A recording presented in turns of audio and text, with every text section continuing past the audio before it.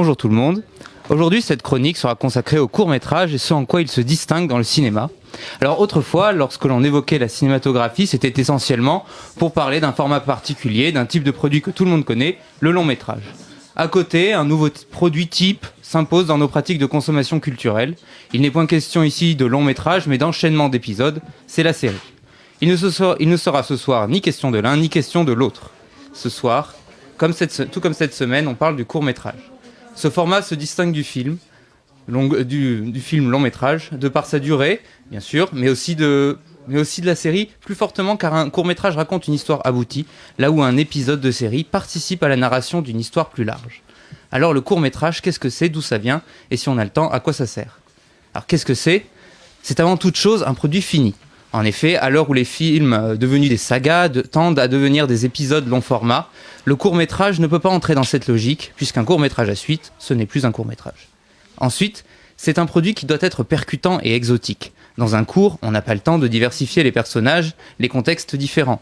L'histoire principale est la seule où, en tout cas, les histoires annexes ne sont pas nombreuses. Il n'y a pas le temps pour faire dans le connu. Aussi, le court doit-il nous faire voyager vite et loin. Le court doit percuter par son histoire, par son ambiance, si possible, les deux. Et c'est là l'avantage du court, pas le temps d'épuiser l'inspiration, ne doit rester qu'un concentré d'art, un concentré de cinéma. À la fin, on doit être rassasié, là où la série va jouer sur nos frustrations. Profiter de chaque seconde, voilà l'intérêt du court. C'est enfin un produit malléable. Le coût des longs métrages et des séries limite la possibilité pour les artistes d'exprimer leur talent, d'imprégner l'œuvre de leur empreinte, bref d'être original. Lorsqu'argent il y a, d'autres préoccupations on en a. Dès lors, l'objectif de rentabilité du produit cinématographique va conduire à privilégier parfois l'accrocheur et minorer la profondeur, et paf, ça fait des gros nanars dans le cinéma long format. Excellent ça. Mais dans le court, l'enjeu financier existe, certes, mais les coûts sont moindres et les pressions économiques aussi, alors l'artiste peut s'assaisonner l'œuvre bien plus librement et nous offrir un produit bien moins générique. Original, percutant, exotique et surtout fini, voilà comment reconnaître un court-métrage. Autre question, d'où ça vient? À cela, la réponse est bien plus simple que précédemment, depuis l'invention du cinéma. Le 28 septembre 1895, les frères Lumière projetaient à La Ciotat un ensemble de 10 films de quelques dizaines de secondes.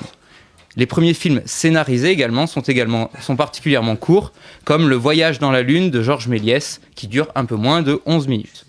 Ainsi, le format court est aussi le format originel. Alors, dernière question, à quoi ça sert de faire court? Au-delà de ce qui a déjà été dit, l'intérêt de faire court est bien évident. L'intérêt, c'est de pouvoir venir chaque année à Clermont-Ferrand. Bon festival à tous. Merci Jules pour cette chronique et on envoie de suite une petite musique.